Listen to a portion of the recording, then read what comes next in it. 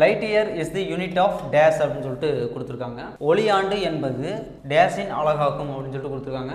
Option A வந்துட்டு distance, option B time, option C density, option D வந்துட்டு A and B அப்படின்னு சொல்லிட்டு கொடுத்துருக்காங்க. ஆப்ஷன் சி டென்சிட்டி அப்படின்றது தவறான ஆன்சர்.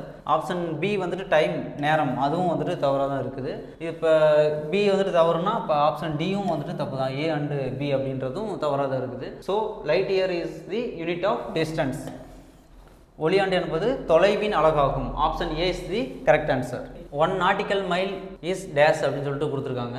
ஒரு நாட்டிக்கல் மைல் என்பது டேஷ் அப்படின்னு சொல்லிட்டு கொடுத்துருக்காங்க. இதில் வந்து பாருங்கள், option A 1 kilometre, option B வந்துட்டு 1.852 கிலோமீட்டர், ஆப்ஷன் சி 2.852 கிலோமீட்டர் அப்படின்னு சொல்லிட்டு கொடுத்துருக்காங்க. ஆப்ஷன் டி வந்துட்டு பாருங்கள் 3.852 கிலோமீட்டர் அப்படின்னு சொல்லிட்டு கொடுத்துருக்காங்க. இதில் வந்துட்டு பார்த்தீங்கன்னா ஒரு நாட்டிக்கல் மைல் என்பது dash 1.852 kilometre. Option B is the correct answer.